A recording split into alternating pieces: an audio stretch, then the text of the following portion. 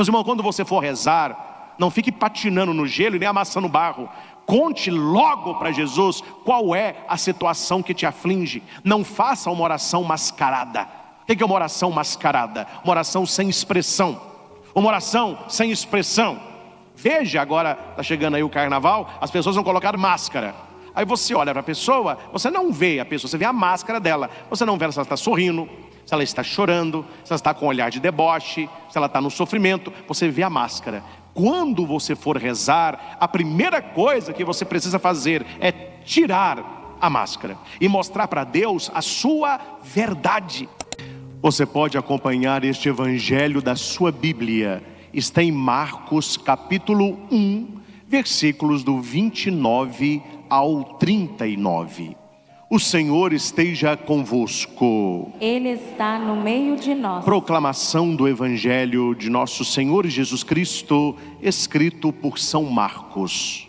Glória a vós, Senhor. Naquele tempo, Jesus saiu da sinagoga e foi com Tiago e João para a casa de Simão e André. A sogra de Simão estava de cama com febre, e eles logo contaram a Jesus. E ele se aproximou, segurou sua mão e ajudou-a a levantar-se. Então a febre desapareceu e ela começou a servi-los. À tarde, depois do pôr do sol, levaram a Jesus todos os doentes e os possuídos pelo demônio. A cidade inteira se reuniu em frente da casa.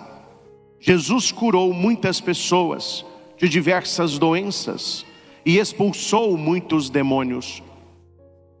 E não deixava que os demônios falassem, pois sabiam quem ele era. De madrugada, quando ainda estava escuro, Jesus se levantou e foi rezar num lugar deserto. Simão e seus companheiros foram à procura de Jesus. Quando o encontraram, disseram: Todos estão te procurando. Jesus respondeu: Vamos a outros lugares, às aldeias da redondeza. Devo pregar também ali, pois foi para isso que eu vim. E andava por toda a Galileia, pregando em suas sinagogas e expulsando os demônios. Palavra da salvação. Glória a vós, Senhor. Que o Santo Evangelho perdoe os nossos pecados e oriente a nossa vida. Meus caros irmãos e irmãs, aqui no nosso santuário, você que nos acompanha de casa e você que vai ouvir esta pregação depois que ela foi realizada. Você que faz conosco todos os domingos esse momento de estudo bíblico, que também é um estudo, né? O Evangelho está em Marcos 1, do 29 ao 39. Este é o texto que nós vamos aprofundar. Fazendo ressonância ao Evangelho e já apontando uma solução de problema, nós temos a primeira leitura, também anote, Jó, capítulo 7, versículo de 1 a 4 e 6 a 7. Pode ler de 1 a 7. Meus irmãos, todos nós temos uma questão na vida que ela não é facilmente respondida. A questão é a respeito do sofrimento, a respeito do mal. Por que as pessoas sofrem? Por que que nós ficamos doentes? Por que que existe no mundo o mal? O mal que é consequência do mal. Mal minúsculo com mal maiúsculo. Questão do tentador, o demônio.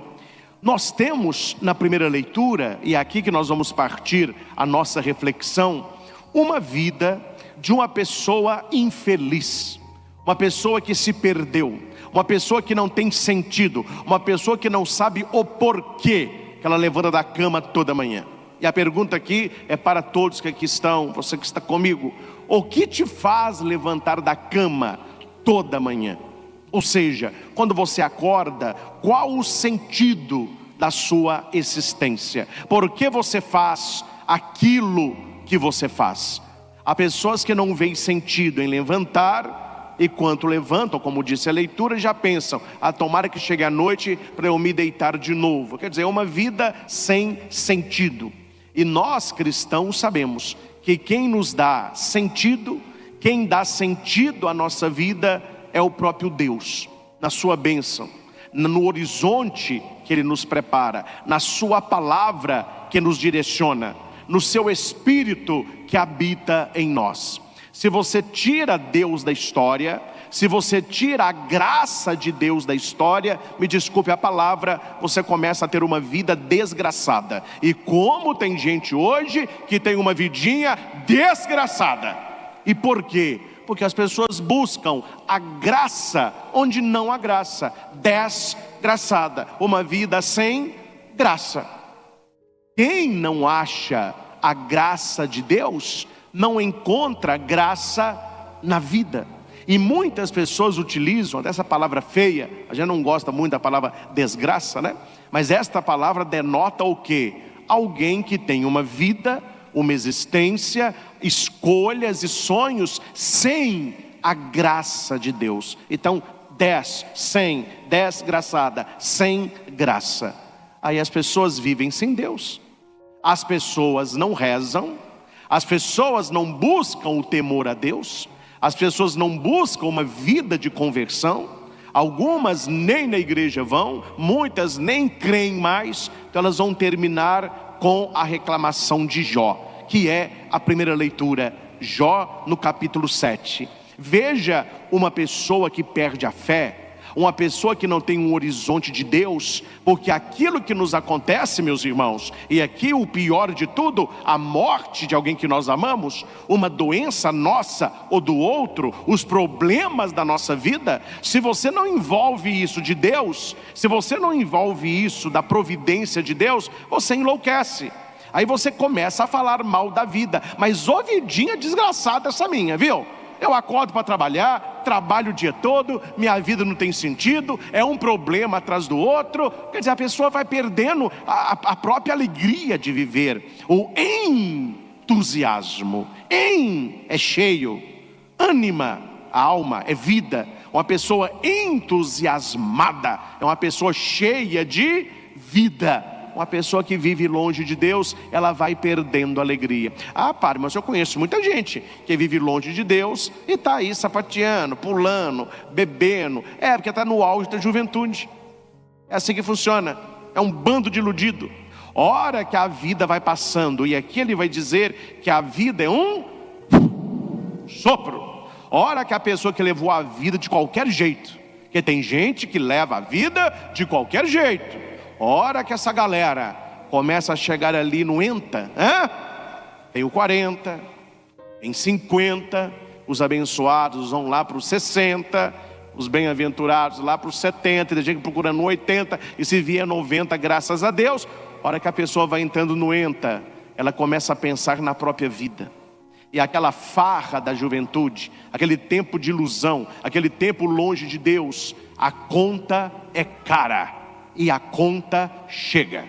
Escrevam o que eu estou dizendo, para que quando chegar vocês lembrem que eu avisei.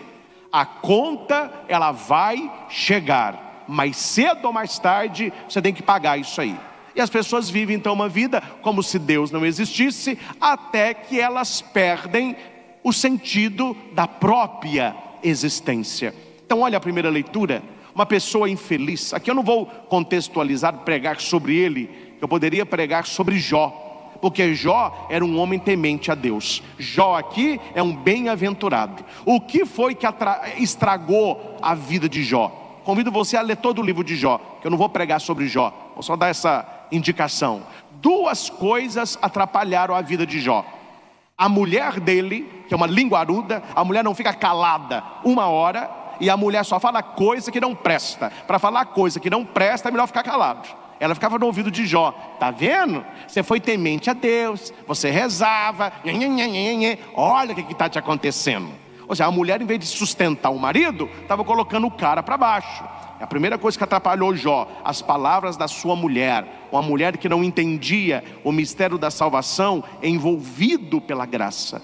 E outra coisa que atrapalhou muito a caminhada de Jó, os seus maus amigos. Os amigos que iam até Jó, ao invés de ajudá-lo e de se compadecerem dele, os amigos falaram: que coisa, Jó, alguma coisa você fez, olha aí que tragédia, que desgraça que está a sua vida. Você reza, você faz sacrifício, é um homem bom, não adiantou nada, né? Perdeu família, perdeu os seus bens, perdeu bezerro, perdeu ovelha. Então são essas pessoas que atrapalham o nosso relacionamento com Deus. É por isso que eu digo, meus irmãos, na hora do sofrimento, claro, tem a sua família, tem os seus amigos, mas na hora que a dor nos visita, nada nos conforta mais que você conhecer a vida dos santos, que você ler a vida de santo, principalmente os santos que sofreram.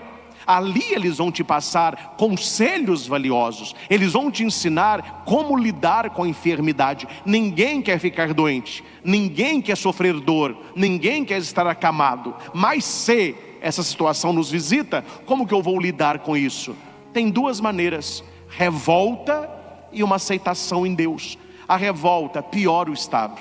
Além de você estar doente no corpo, você fica doente na alma, nas suas emoções. E a aceitação não é gostar da doença, mas parar de brigar com aquilo que é e aprender a envolver a situação, seja de doença ou qualquer sofrimento humano, de algo além que eu não vejo, mas que Deus trabalha para minha santificação. Então veja aqui a primeira leitura, neste contexto que eu estou falando, de uma pessoa que perdeu o sentido da vida, uma pessoa que vive sem a graça de Deus.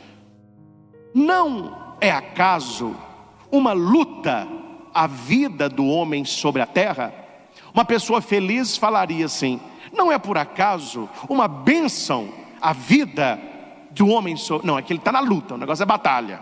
Seus dias não são como dias de mercenário. O que é um mercenário? É aquele que tenta levar vantagem, aquele que quer pegar os despojos, não é? Como um escravo, olha aí, o cara está mal mesmo, que suspira pela sombra. Como um assalariado aguarda a sua paga, assim tive por ganho meses de decepção, e couberam-me noites de sofrimento. Isso aqui é depressão no último grau, viu? A pessoa está para baixo mesmo.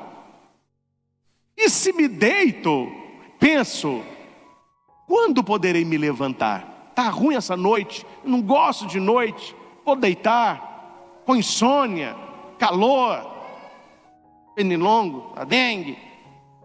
Que hora que eu vou poder me levantar? E quando amanhecer, eu espero novamente à tarde, e me encho de sofrimento até anoitecer. Quer dizer, o cara está reclamando que vai deitar, e quando reclama, está reclamando porque acordou, ele quer deitar de novo. É uma vida sem sentido, ele vai levando as coisas, né?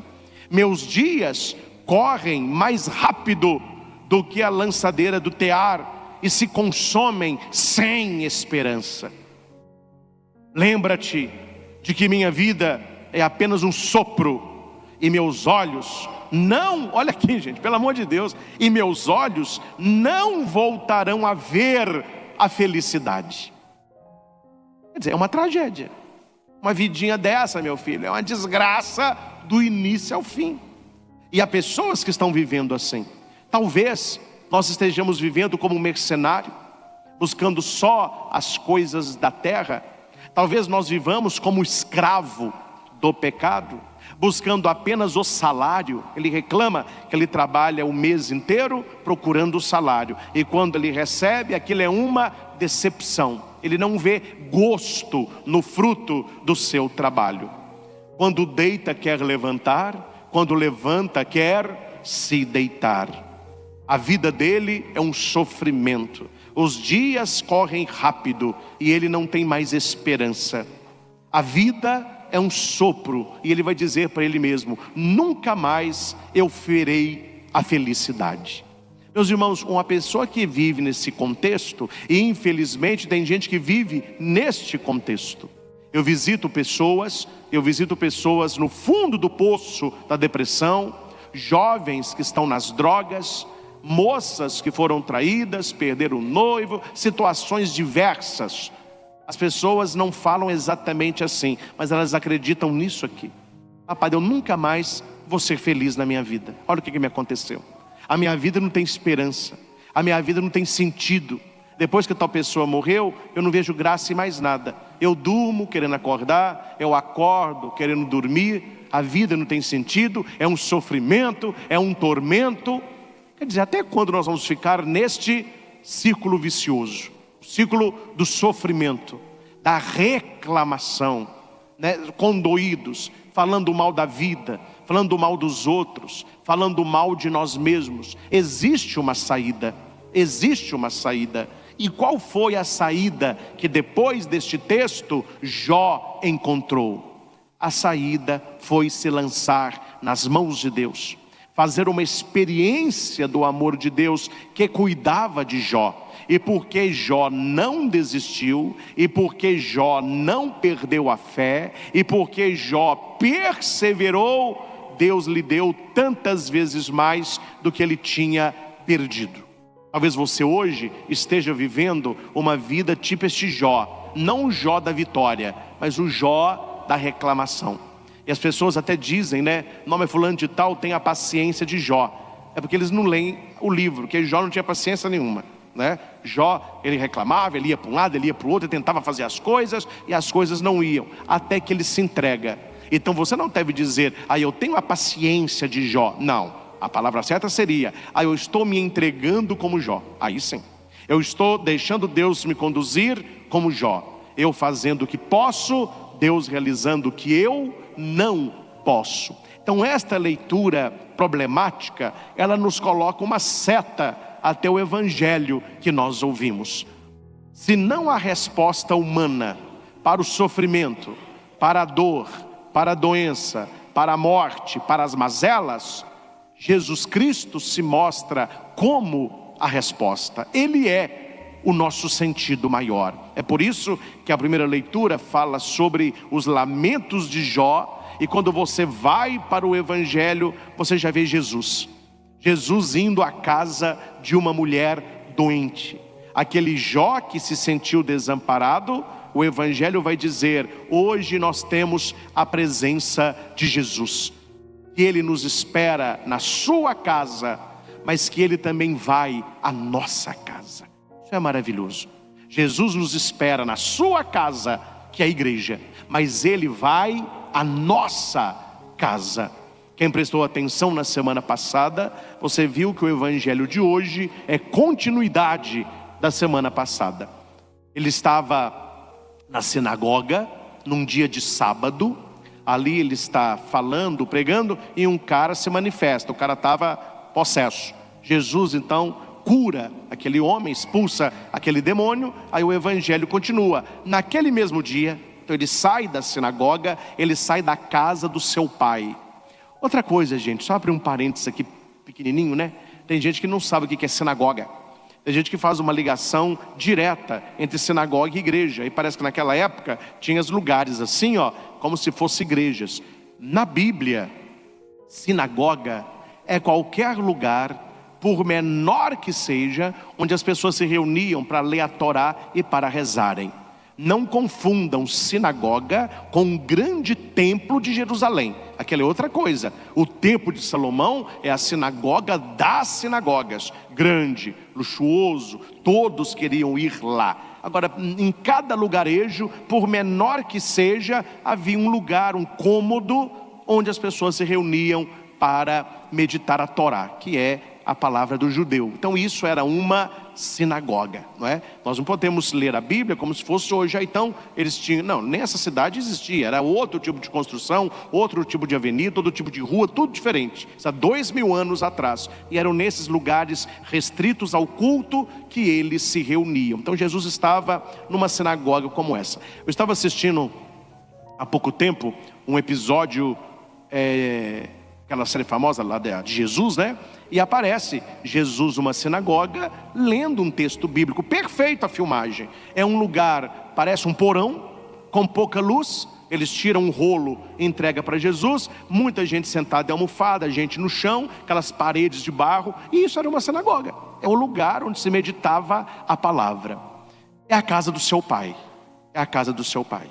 Quando Jesus fica aí sim em Jerusalém, e Maria e José vão buscá-lo, ele vai dizer, não sabias que eu devo estar na casa do meu Pai. Então Jesus mostra aí a importância da igreja, a importância desta construção que nós aqui estamos. Eu não estou aqui, meus irmãos, denegrindo ou falando mal ou colocando para baixo. Não. Eu estou aqui mostrando a importância para nós católicos do templo, deste local que estamos. Não cabe a nós, como outras igrejas têm, lugares diversos de culto. Exemplo, existe um cinema. O cinema quebra. Eles fazem uma igreja no cinema. Passa pouco tempo, já não é mais igreja, é supermercado. Tem um açougue, o açougue quebrou, vamos fazer aqui o lugar de culto. E isso é uma mentalidade protestante. A mentalidade católica, ela puxou deste zelo que Jesus tinha pela casa do seu Pai, pelo lugar do culto. Então o lugar que nós estamos aqui, ele é um lugar destinado ao culto e será estritamente e para sempre um lugar de culto, um lugar consagrado para o culto, para a adoração. Por isso que hoje, sendo domingo, você sai da sua casa e vem para cá, porque nós sabemos, é a casa do Senhor, é onde o Senhor espera aqueles que são seus. Mas uma coisa interessante, se nós temos alegria de irmos à casa do Senhor, como canta o rei Davi, que alegria quando me disseram, vamos à casa do Senhor.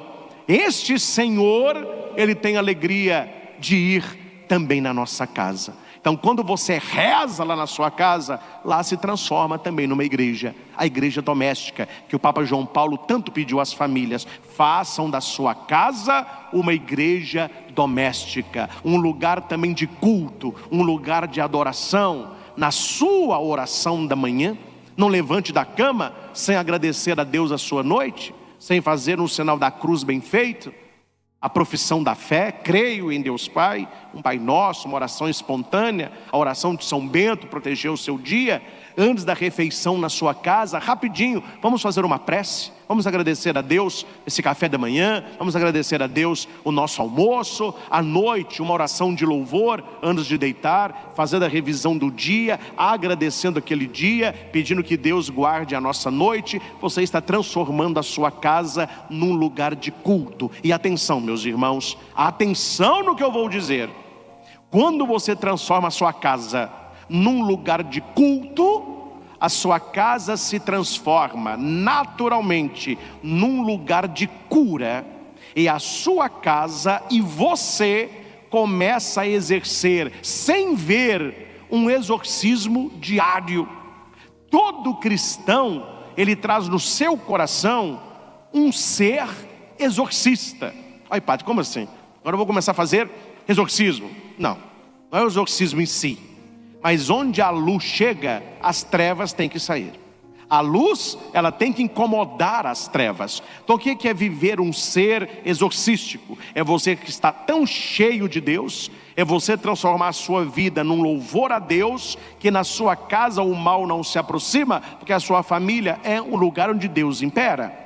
Quando você chega num lugar, as trevas daquele lugar, elas têm que ficar incomodadas ou sair, porque a luz ali está. E Jesus vai dizer, se a sua luz não está iluminando, alguma coisa errada tem aí. Se o seu sal não está salgando, alguma coisa de errado está aí. Porque não se acende uma luz, uma vela, uma lâmpada e a coloca debaixo da mesa, mas no alto, para que ela ilumine. Se o sal perde o sabor, para que serve? Para nada, para ser jogado fora. Cuidado, gente, tem muito cristão católico insosso e apagado por aí. Então nós precisamos aceitar que este Senhor que nós encontramos aqui na igreja, que Ele quer ir na sua casa e fazer também na sua casa uma grande libertação, uma grande cura. Mas você precisa se abrir a isso, você precisa acreditar nisso, você precisa ter fé, porque não adianta Jesus ir se não tem fé. Ah, padre, lá em casa não acontece milagre, lá em casa não acontece cura. Não coloque a culpa em Jesus, a sua pouca fé, meu caro,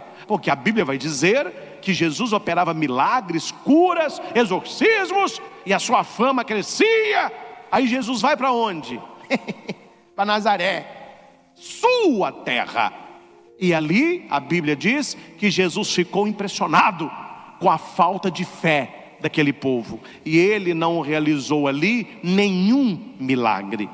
Ele curou algumas poucas pessoas, abençoou as crianças e foi para outro lugar onde tinha fé. Então Jesus quer ir na sua casa? Sim. Ele quer curar a sua família? Sim. Ele quer libertá-los do mal? Sim. Mas é preciso fé. E nós vemos na atitude de Tiago e João, lá na casa de Simão, essa certeza de que eu não sei o que fazer. Talvez você já viveu isso. Eu vivo isso. O que eu vou fazer nessa situação? Meu Deus do céu, o que eu vou fazer? Se você não sabe o que você vai fazer, apresente a situação em Jesus e deixa Ele fazer. Veja que bonito. Jesus saiu da sinagoga e foi com Tiago e João para a casa de Simão e André. 4 amigos, 4 discípulos de Jesus. Aqui nós vemos que Pedro era casado. Como que eu sei disso? Porque ele tem sogra, né?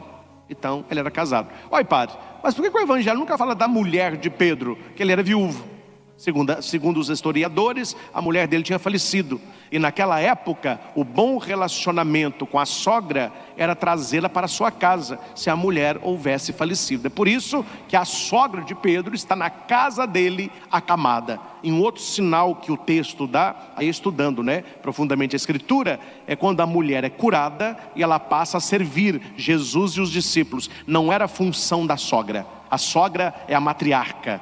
É a mulher mais velha, então ela fica na sala. Quem serve é a filha. A obrigação de servir visita é a mulher, é a esposa. Por que a sogra que serve? Porque não havia mulher ali, não havia esposa. Então o que a história entende? Que Pedro era viúvo, que nunca se falou de mulher de Pedro, o nome dela nunca apareceu. A mulher é totalmente esquecida, mas a sogra está aí presente. Dito isso, a sogra de Simão estava na cama com febre.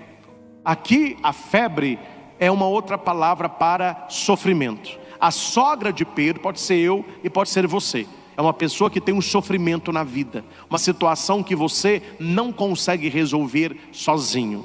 E aqui eu já abro um outro parênteses. Não basta estar doente, é preciso ser simpático. Mantenha a sua boa convivência com os próximos, para que quando você estiver doente, eles se tornem ainda mais próximos e não se tornem distantes. Estou abrindo o leque aqui para a gente pensar. Eu gosto de estudar a Bíblia assim, você tem que ir rasgando o texto. Se a sogra de Pedro fosse uma mulher chata, implicante, fechada, negativa, eu tenho certeza que eles tinham falado assim, Jesus está chegando, fecha a porta e ninguém está um pio, viu? E se Jesus ver essa mulher, ele vai curar. Eu estou doido para ela despachar. Eles esconder a mulher. Não, aqui acontece o contrário. Ela está doente? Está. Mas a gente nota pelo texto que ela é uma querida. Eu não sei como era a sogra de Pedro, mas eu vejo uma senhora muito simpática, disponível, trabalhadeira, atenta aos detalhes, cuidadora da casa. E eles sentiam falta daquela mulher com saúde. Eles sentiam falta daquela mulher no seu dia a dia. E o texto diz que quando Jesus chegou àquela casa, não teve beijo, não teve unção, não teve cafezinho, não teve abraço. Eles logo contaram a Jesus. Aquilo que é importante é a notícia principal. Olha que mulher fantástica. Olha que mulher que marcou esta família e os amigos da família. Eles se preocupavam com ela. Certamente eles se preocupavam com ela, porque na saúde dela, ela se preocupava com eles. Padre, ninguém lembra de mim, você lembra dos outros? Ninguém me abraça, você abraça os outros? Ninguém me trata bem, você tem tratado bem os outros? Comece aqui, o negócio não é de lá para cá, é daqui para lá. E essa mulher, ela é valiosa. Então eles contaram logo a Jesus. Meus irmãos, quando você for rezar, não fique patinando no gelo e nem amassando barro. Conte logo para Jesus qual é a situação que te aflige. Não faça uma oração mascarada. O que é uma oração mascarada? Uma oração sem expressão. Uma oração sem expressão.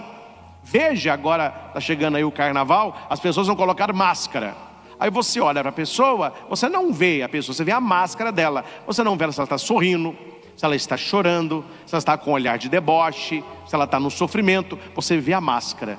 Quando você for rezar, a primeira coisa que você precisa fazer é tirar a máscara e mostrar para Deus a sua verdade. A sua verdade. Eu falo, meus irmãos, pela minha experiência de padre há 18 anos, o ir à igreja é importante, mas o estar na igreja com o coração fechado, escutando num ouvido, saindo no outro, ir à missa para bater cartão, ou porque alguém insistiu que você estivesse, é uma perda de tempo fenomenal. A pessoa entra seca e ela sai seca. A pessoa não é abençoada e a pessoa não enxerga isso. A pessoa deveria se colocar no espelho da verdade. Eu estou indo à igreja, eu estou sendo uma pessoa abençoada. Deus tem abençoado a minha vida, Deus tem me ajudado a ficar de pé, como ajudou a sogra de Pedro. Eu noto que Deus me sustenta. Eu sou uma pessoa curada por Deus. Ele expulsou da minha vida algum mal? Não, vai à missa, entra de um jeito, sai do mesmo jeito. Que perda de tempo, meu povo, que perda de tempo. Então é necessário abrir para Deus as portas do nosso coração, como foram abertas as portas da casa de Simão e de André. Ele não entrou pela janela, não desceu igual Noé na chaminé, ele foi acolhido. Primeira coisa que eles fizeram, abriram as portas e receberam o Senhor. Abra as portas do teu coração e deixa Deus entrar. E quando Deus entrar, apresente para Ele logo qual é a situação. Não deixe para depois. Depois pode ser muito tarde. Padre, depois eu vou à igreja, depois eu rezo, depois eu me confesso, depois eu vou convidar tal pessoa. Não existe depois nas coisas espirituais. É urgente. A salvação da nossa alma é algo que não pode ficar para amanhã. Então faça como Tiago, João, Simão e André. Apresente logo a Jesus a sua situação, a verdade da sua vida. E aqui nós temos uma sequência de atitudes. Jesus se aproximou, Jesus segurou a sua mão, Jesus a ajudou, Jesus a coloca de pé. Olha, uma ação atrás da outra. Gente, aprende uma coisa: a cura de Deus na sua vida, ela tem etapas. Deus não é, e desculpa a expressão, Jesus não é a fada madrinha da Disney. Não é. As pessoas acham que Jesus tem na mão uma vara de condão. Aí você fala: Jesus, me faz isso. Plim! Um segundo. Nós estamos na geração miojo. Felicidade em 3 minutos. Eu quero tudo em 3, meu filho. Jesus não faz miojo. Ele capricha na macarronada. E para fazer uma macarronada caprichada, se começa pela massa, depois vai para o molho, depois os ingredientes. Um bom italiano, para fazer um almoço de massa, ele começa às 7 horas da manhã para servir ao meio-dia. São processos. Eu não sei se você já alcançou a sua cura total, mas entre no processo. Jesus, ele vai realizando as coisas na hora de Deus. Aqui ele se aproxima. Primeira coisa que ele tem que fazer na sua vida: se aproximar. É o início. Aproximar de você e você se aproximar dele. Primeira coisa. Segunda coisa, peça a ele para segurar as suas mãos. Entrega a sua mão a ele. Se as águas do mar da vida quiserem te afogar, segura nas mãos de Deus e vai. Não é voltar, vai. Aproximou Jesus, entrega para ele a sua mão. Igual criança. Acho muito bonitinho criança. Meus sobrinhos estão aqui, eles estão andando perto de mim, eu faço assim com a mão, eles dão a mão. Não precisa nem pedir, não. Você faz assim para eles, eles dão a mão. Mão é sinal de confiança. Cuida de mim, me guia, me leva. Se aproxime de Jesus e dê as suas mãos a Ele, e Ele vai te ajudar. Ele vai te ajudar. Mas a ajuda de Deus é consequência da proximidade de Deus e de Deus segurar as suas mãos. Se Ele está perto de você, se Ele segurar as suas mãos, Ele vai te ajudar. Você está entendendo o verbo? Ele vai me ajudar. Repita, Ele vai Me ajudar. de novo, Ele vai. Me ajudar. O que significa ajuda? O que significa ajuda? É um auxílio naquilo que você não consegue fazer sozinho. Ele não vai te substituir, Ele vai te ajudar. Você está empurrando? Não estou conta sozinho. Jesus chega, vamos junto. Está andando. Jesus, você chegou? Então empurra para mim. Não. Eu não vim empurrar para você. Eu vou empurrar com você. Guarde isso. Jesus, quando entra na nossa vida, não é para viver a sua vida, é para viver com você a sua vida, abrindo-se a vida dele. E terceiro, Ele a levanta. Ele entra na nossa vida, meus irmãos, não é para nos derrubar. Padre, Deus entrar na minha vida, eu levei uma rasteira que eu vou te contar. Quem te deu a rasteira? Ou o diabo, ou foi o seu egoísmo, né? Porque Deus não nos coloca para baixo, Ele nos levanta. Então olha a sequência. Ele se aproxima, pega na mão, ajuda e levanta. Aí, meus irmãos, o que acontece com alguns por aí? Literalmente, dão uma banana para Jesus e vão viver a vida deles. O milagre, ele não termina quando a mulher levanta. O milagre continua na vida dela. Porque o texto diz que quando ela foi curada, ela começou a servir a Jesus. Ou não entendeu? Você pode rezar, meu filho, novena, dezena, menzena, anuena, para conseguir uma graça. Se Deus olhar para o teu coração e ver que aquela graça não vai te levar a servi-lo, mas vai te levar ao pecado, vai te levar à distância, vai te levar à descrença, Ele te mantém na sua posição, porque quando você está na pior, você está rezando. E quando você não recebe a graça, você vai à igreja. E quando você está com o nariz lá embaixo, você está fazendo adoração, está rezando o terço, está procurando vida de santo. Aí quando você melhora, eu não quero mais a Deus. Não receba a graça. Quando é que a graça é nos dada? Quando Deus olha para o seu coração e você vai dizer: Senhor, eu quero a graça para te servir melhor. Eu não quero ficar nessa cama porque eu quero pregar a tua palavra, eu quero ajudar as pessoas, eu quero salvar a minha família, eu quero restaurar meu casamento, eu quero ser sal, eu quero ser luz na faculdade, no meu trabalho. Aí a cura acontece. Aí a cura acontece. Sem julgar A ou B, eu já vi casos de pessoas pedindo a Deus uma cura e a cura foi dada. E a pessoa voltou para a mesma vidinha miserável e desgraçada de ontem. Está voltando aqui.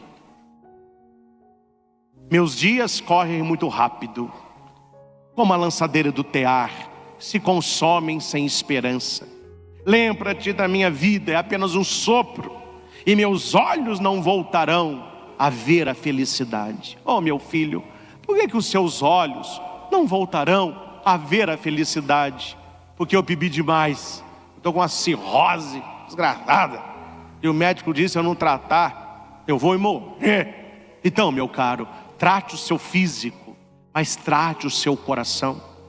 Volte o seu coração ao Senhor, reze, se converta, peça que Ele te livre deste vício.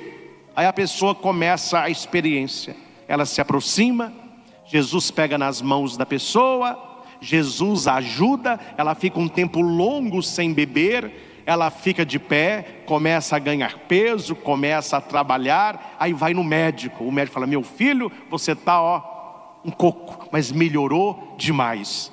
Aí ele reúne os amigos para beber.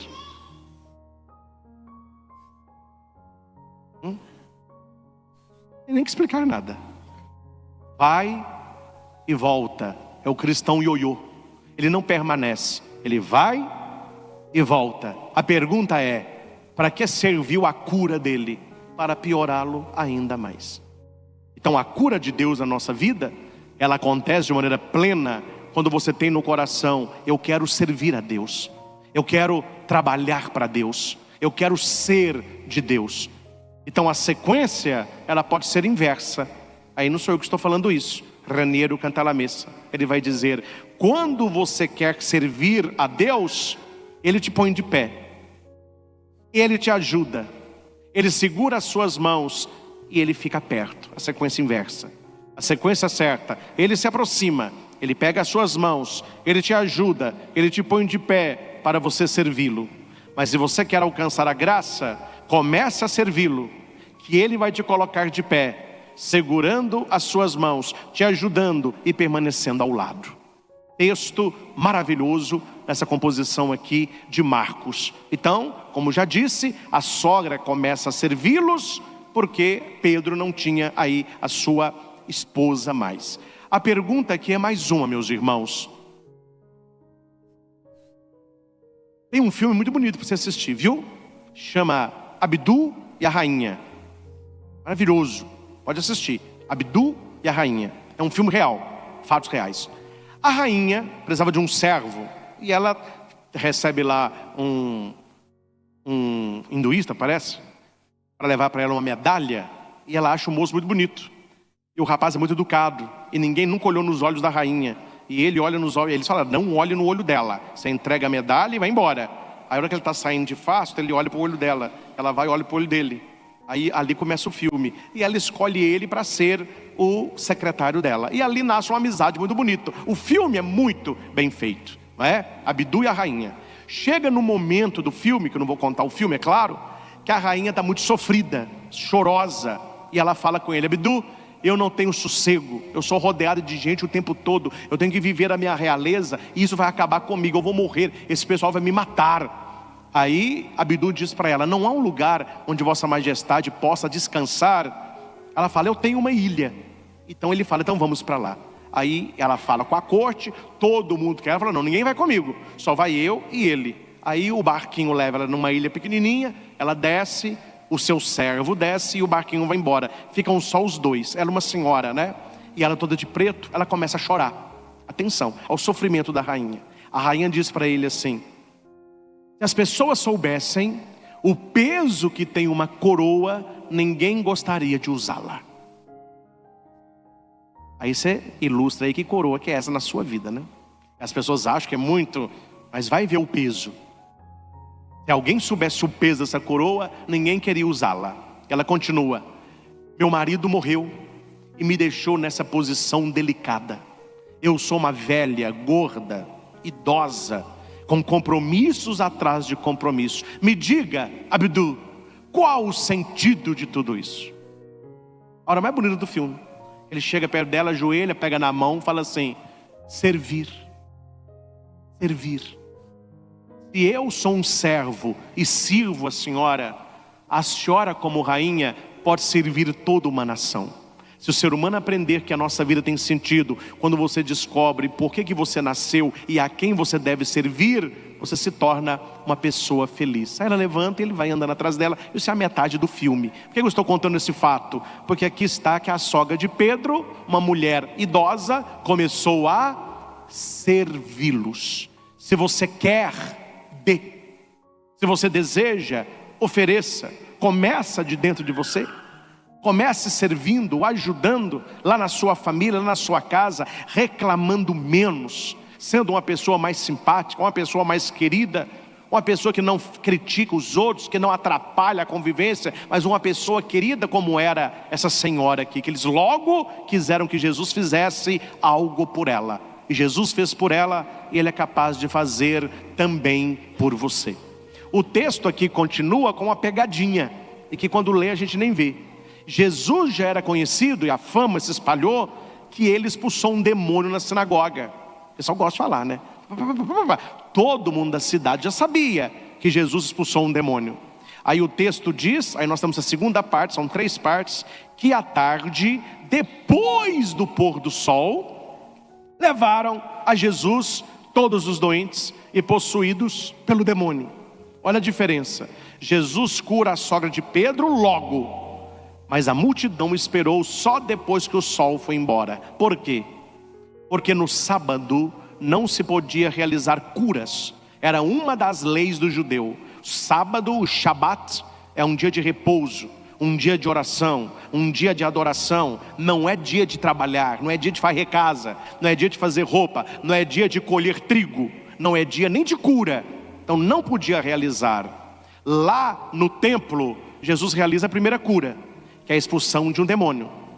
Na casa de Simão, ele realiza um outro tipo de cura, é a cura física. Atenção, cura do mal, exorcismo, é uma cura espiritual. Cura da sogra de Pedro é uma cura corporal. Ou seja, Jesus veio nos libertar em quais dimensões? Na dimensão humana e na dimensão espiritual. Ele olha para você e vai dizer: o que precisa ser curado em você é o seu corpo. Você está doente, o seu coração está curado. Ele olha para outras pessoas: não, o problema não é o seu corpo, o problema é o seu coração. Você precisa ser liberto de um mal. Lembra aquele homem acamado que os amigos descem pelo telhado? Eles buscaram uma cura física. Jesus tinha para ele uma cura espiritual. Eles desceram o cara e eles esperavam que Jesus falasse o quê? Levanta. Não, Jesus se aproxima do cara e vai dizer para ele: teus pecados estão perdoados. Qual que era o mal na vida daquele homem? Os pecados que ele carregava.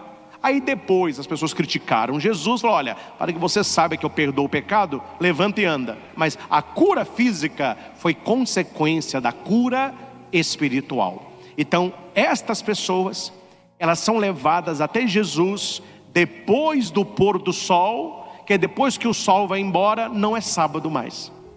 Para o judeu, o dia começa às 18 horas. Para nós, o dia começa à meia-noite. Interessante. Até o português fica estranho, né? O dia começa à meia-noite. Para o judeu não. Hora que aquele dia termina, hora que o sol vai embora, acabou o dia. Então já começou o outro dia. Então para eles, depois de 18 horas, já era o outro dia. Então o judeu, ele espera acabar o Shabat. Quando o sol se pôs, agora sim, agora Jesus pode curar em público. Não é mais sábado, já é o primeiro dia. Então eles levam. Olha gente, olha aqui, o que Marcos está passando para a gente? Que o dia da cura de Deus não é mais o Shabat judaico, mas é o dia do Senhor, que é o domingo. Por isso que eles levam os doentes depois do pôr do sol, porque já era o primeiro dia da semana. Seria neste dia que Jesus ressuscitaria. Gente, tem hora na vida da gente e para a graça de Deus acontecer, você tem que esperar acabar o dia. Não acabou o dia ainda. Então tem esperança para você. Mas que dia que é esse? É a sua vida. Um dia o sol vai se pôr na minha e na sua vida. Por enquanto não. Por enquanto não. E enquanto o sol não se pôs, há esperança. Padre, e depois que o sol se pôs? E depois que o sol se pôr? Aí quem vai nos acolher é Jesus. Aí é com Ele. Durante o dia, os doentes e possuídos pelo demônio estão nas casas. Quando o sol se pôs, levaram para Jesus. Jesus curou, libertou os doentes. A cidade inteira se reuniu em frente daquela casa. Por que aqui está insistindo tanto na casa? Você prestou atenção? Jesus saiu da sinagoga e foi para a casa de Simão. A cidade inteira se reuniu na frente da casa. Jesus quer estar na sua casa. Por que tanto essa casa? Porque a casa de Deus seria a igreja, para que a sua igreja fosse a sua casa. Então nós devemos trazer a nossa família para a igreja e levar a igreja para a nossa família. Jesus curou muitas pessoas de diversas doenças, cura física, e expulsou muitos demônios, cura espiritual. E não deixava que os demônios falassem, pois sabiam quem ele era. Olha aqui isso aqui. Jesus, quando ia fazer um exorcismo, o demônio é real e há pessoas possessas, e a igreja vem com o rito de exorcismo. Padre, mas eu não ouço falar disso não. Secretíssimo, quieto, em silêncio, não há divulgação, para não expor nem a pessoa, nem a família e nem o padre local. São situações dificílimas, tudo sob sigilo. Mas não pense, né? Porque você não sabe que não está acontecendo. É o que eu digo, você não sabe o que está acontecendo. Então continua a batalha contra o mal, então é real. Então Jesus, ele cura o físico e ele faz exorcismo. E a primeira coisa que Jesus faz, a chegar no lugar onde tem alguém possessa pelo demônio, é fazer com que o demônio não fale, fique calado. Quando a igreja ministra em Roma o curso de exorcismo, a primeira coisa que o exorcista aprende, um padre exorcista, é não conversar com o diabo. Porque o diabo vai querer conversar com o padre. Porque o diabo sabe das coisas. Ele levou Eva, foi na lábia. Então se você conversa com ele, ele não é poderoso como Deus, mas ele é mais poderoso que você. Então não converse com alguém que é mais poderoso que você. Você está ali em nome de Cristo. Então você começa com o rito do exorcismo. Geralmente são 2 sacerdotes, um cuida da pessoa, o outro vai lendo o rito do exorcismo. E deixa o diabo falar o que ele quiser falar. Não dialogue com o bicho. Essa é a primeira norma da igreja. Não converse com o demônio. Faça o rito de exorcismo. Aí o padre que está lá com o doente, ele vai segurando o doente, vai passando óleo, água benta. Terminou o exorcismo, a pessoa continua a se manifestar, o padre que está ali vai dizer para o padre auxiliar, de novo, ele vai ler o rito de novo. Precisou? De novo. Ele vai lendo o rito, até que aquela pessoa, ela alcança a sua libertação. Então Jesus não é alguém que fica conversando com o diabo. Gente, Jesus que é Jesus não conversava com o diabo, e tem gente que está conversando com o diabo todo dia. Pela tela do celular, pela internet, série de canal de streaming, revista. Aí você está deixando o mal entrar na tua vida. Nós temos que tirá-lo, não é deixá-lo entrar. E por que Jesus mandava que os diabos se calassem? O texto diz, porque eles o conheciam. Como assim, padre? Como assim, meu filho? Quem é o diabo? Quem são os demônios? São anjos decaídos. Eles eram anjos, mas decaíram no orgulho. Quando eles eram anjos, estavam na glória de Deus, quem estava ao lado de Deus e que era o próprio Deus? Jesus. Então eles conheciam Jesus no reino dos céus. Eles conheciam Jesus ao lado do Pai Todo-Poderoso. Agora que Jesus se encarna, os diabos olham e dizem, é Ele. Aquele que estava lá no alto está agora andando entre os homens. Eu sei quem tu és. Tu és o Filho de Deus. Você veio nos destruir. Cala-te! Por que Jesus pede para os diabos se calarem? Se as pessoas acreditariam em Jesus pela boca de Satã, aí é demais, né? Aí o Satã já quer pregar também, proclamar. Não. As pessoas têm que me conhecerem pela minha palavra, pela minha vida, pelos meus milagres, e não pela boca suja de um demônio. Então a primeira coisa que Jesus fala, não diga. Por isso que o texto diz, Jesus não deixava que os demônios falassem, porque sabiam quem ele era. E por último, meus irmãos, nós entramos na última parte do texto, que é a mais tranquila. Jesus, ele mostra por que tudo isso acontece. Atenção. Por que Jesus, ele entra na casa de uma mulher idosa e ele a cura? Jesus vê uma pessoa possessa e ele a liberta. Por que Jesus faz isso? Jesus prega, quando ele pregava as coisas de Deus, as pessoas ficavam assim, ó, horas a fio escutando. Por quê? O segredo foi contado. Nada está escondido, o segredo está aí. Jesus era um homem de oração. Quanto mais você rezar, quanto mais você orar, quanto mais você buscar a Deus, mais Deus vai agir na sua vida. E você vai abrir os seus olhos para a realidade espiritual. E não apenas a realidade de Jó. Uma vida desgraçada, só de trabalho, só de salário, de dormir. Não. Uma vida sobrenatural. De madrugada, ainda escuro, Jesus se levantou e foi rezar num lugar deserto. Para que Jesus rezava? Para estar com o Pai, para buscar força, para que a sua vontade seja a vontade do Pai e a vontade do Pai fosse a sua. Só que Simão e os outros acordam. Mas cadê Jesus? Cadê Jesus? E eles foram à procura de Jesus. De vez em quando acontece na nossa vida isso, né? A gente comete um pecado, um deslize, fica assim, mas cadê Jesus? Cadê Jesus? Meu Deus, deixa eu buscá-lo, porque ele se afastou de mim. Ele não pode ficar longe de mim, não. Procure o Senhor. Busque o Senhor. Imite Simão e seus companheiros. Procure Jesus. Aquele que procura, acha. Procure o Senhor. Ele vai se deixar encontrar por você. Jesus estava rezando e eles vão dizer, Senhor, todos estão te procurando. Por quê? Porque Jesus dá sentido à vida. Aquele Jó da primeira leitura, ele procurava o quê? O sentido da vida. Tiago, João, Simão, André, eles procuravam o quê? O sentido da vida. Aquela senhora doente na cama, ela procurava o quê? Um sentido na vida. Todos estão procurando a Jesus. Por quê? Porque só Jesus dá sentido à nossa vida. Uma vida sem Jesus é uma vida sem sentido. Só Jesus dá sentido à nossa vida. Amém? E o finalzinho do evangelho vai dizer, Jesus diz, não vamos andar aqui pela Galileia. Eu expliquei isso domingo retrasado. Não vamos lá para a Judéia, não. Vamos ficar na Galileia, que é o reino do norte. Vamos andar aqui nas cidades da Galileia. E Jesus andava fazendo 3 coisas. E com isso eu finalizo. Atenção. Se alguém te perguntar assim, quais são as 3 coisas que Jesus fazia, anunciando que o reino de Deus chegou? Jesus pregava, Jesus curava e Jesus expulsava demônios. A vida de Jesus está nesse tripé.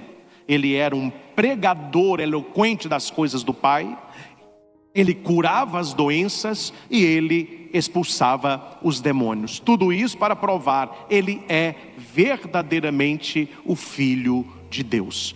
Meus irmãos, eu tenho certeza que todos nós precisamos buscar o Senhor Jesus. Abrir a porta do nosso coração e dizer, Senhor, fica comigo, fica perto de mim. Segura, Senhor, nas minhas mãos. Não é isso que Pedro vai pedir? Quando Pedro está afundando, ele vai falar, Senhor, salva-me.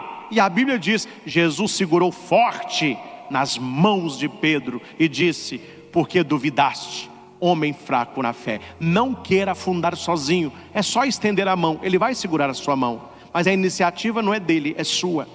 Uma das pinturas mais famosas do mundo, se não a mais famosa. Eles dizem que a primeira pintura mais famosa do mundo, quem é? É uma mulher com um olhar assim sinistro. A Mona Lisa. É a primeira pintura do mundo. Qual é a segunda?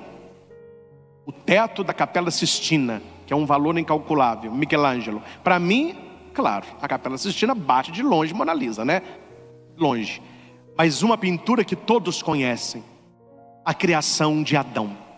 Todos conhecem. No alto da Capela Sistina, Deus sendo sustentado por anjos, lembram? Ele com a mão assim, ó, com o dedo para baixo, certo? E Adão numa pedra, com a mão também assim. Lembram disso? Só que o dedo de Deus está esticado. Não tem como Deus esticar o dedo. Adão está com o dedo assim, ó. Ele tem que levantar aqui, ó, para tocar no dedo de Deus. Se você já observou a Capela Sistina, o Adão não está tocando no dedo de Deus. Deus criou o homem e Deus está pronto para abençoá-lo. Agora depende do homem tocar no dedo de Deus, porque foi o dedo de Deus que nos deu o dom da vida. Maravilhoso. Ganhou de longe Mona Lisa, né? Ganhou de longe. Então, meus irmãos, a única coisa que você tem que fazer, por favor, levanta a ponta do seu dedo e toque no dedo de Deus. Ele quer estar na tua casa. Ele quer curar a sua família. Ele quer curar você. Ele quer afastar o mal da sua família. Ele quer ajudar você a ficar de pé. Não queira levar a sua vida sozinho. Você pode levar a sua vida com o Senhor Jesus. Não vou dizer que será uma vida fácil e tão pouco simples, mas será uma vida coerente, uma vida abençoada, uma vida com horizonte e, acima de tudo, uma vida com sentido. Você sabe por que se deita, você sabe por que se levanta. Aí Davi vai cantar no Salmo 138, Senhor, se me deito, tu estás comigo. Se eu levanto, é tu que me sustenta. O Senhor conhece o meu deitar, o meu levantar, o meu sentar não te é oculto. A minha vida brilha aos teus olhos como o sol ao meio-dia. 1000 cairão à minha direita, 5000 à minha esquerda, eu não serei atingido. O Senhor é o meu pastor e nada me faltará. Elevo meus olhos para os montes, de onde virá o meu socorro? O meu socorro vem do Senhor, que fez o céu e fez a terra. Quando eu clamei, o meu Deus ouviu e propício me escutou. Cantarei eternamente as misericórdias do Senhor. Aí você escolhe qual que é o livro da sua vida. Se é o livro de Jó, ou se são os salmos de Davi. Davi está glorificando, Jó está reclamando. O Magnífica de Maria, Maria está glorificando, Jó está reclamando. Jó, Maria, Davi, os apóstolos. E você que está nesse estudo bíblico, eu não vou ler agora, mas marque aí para você ler na sua Bíblia, no seu catecismo. Anote aí o parágrafo 2851 e 2852. Os que estão aqui na igreja podem ler depois, você que está em casa leia. Está no catecismo da igreja, é sobre a existência do demônio. Porque há muitas pessoas hoje dentro da igreja que falam que o demônio não existe mais. Aí é o fim da picada, né? Enquanto as pessoas de fora falam, ainda vai lá. Mas alguém de dentro da igreja, que conhece a palavra, que já estudou os exorcismos de Jesus, que já viu uma pessoa realmente possessa. Então não há como duvidar disso. A igreja atesta no parágrafo 2851 e 2852 a existência de uma pessoa maligna, que é Lúcifer, Satanás. Então está aí no catecismo da igreja a doutrina oficial daquilo que nós acreditamos. Senhor Jesus, nós te louvamos e exaltamos por esta palavra. Obrigado, Senhor, porque falastes ao nosso coração tantas coisas preciosas. Obrigado, Espírito Santo, porque nos fizestes ver neste texto tantas coisas escondidas, mas que ali estavam e agora se aclareiam na nossa frente. Senhor, nós queremos na nossa vida a experiência da sogra de Pedro. Nós desejamos viver próximos a Ti. Quero me aproximar de Ti, Senhor, porque o Senhor sempre quis se aproximar de mim. Segura as minhas mãos, me sustenta, Senhor, nas tempestades, nos problemas, nas enfermidades da vida. Ajuda-me a ficar de pé. Ajuda-me a cantar as Tuas vitórias. E uma vez curado, que eu possa te servir mais e melhor. Afasta, Senhor, da minha família, da minha casa, todo o mal, toda enfermidade, todo o espírito das trevas. Que a Tua luz possa irradiar em nossos corações, vencendo todo o mal e derramando sobre nós toda a graça necessária para que possamos fazer e viver na Tua vontade. Desperta no nosso coração o dom da oração. Assim como o Senhor acordava de madrugada para rezar, que possamos buscar esta experiência, pedir força, pedir discernimento, pedir sabedoria,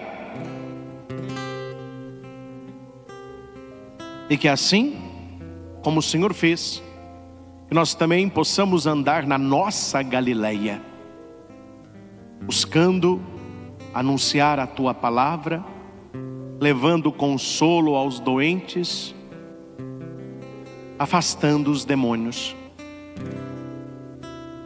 Que a Tua graça repouse em nossos corações.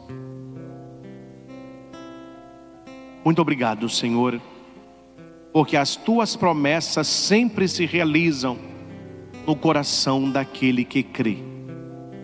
Ao Senhor Jesus toda honra, toda glória e todo louvor. Louvado seja nosso Senhor Jesus Cristo, para sempre seja louvado. Um pequeno instante de silêncio, cada um deixe cair no seu coração esta pregação e pegue para você aquilo que Deus usou da minha boca para falar.